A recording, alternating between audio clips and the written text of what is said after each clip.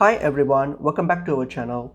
Today in this video, I'm going to show you how to add Mastercard gift card to Cash App.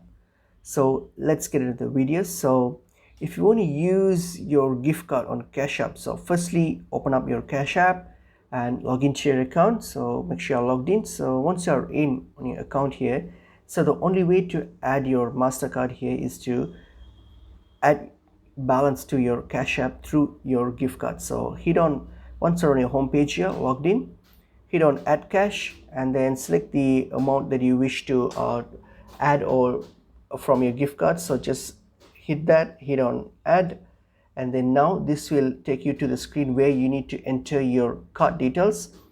So here what are you going to do, you're going to provide the details of your Mastercard gift card and then plug in those details and hit on link card. So when you link this card, then you'll be able to transfer funds from your gift card to Cash App.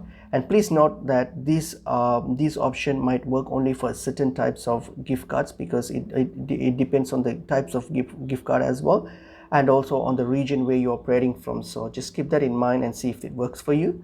So I hope this video was helpful. I will see you in another video. Thank you.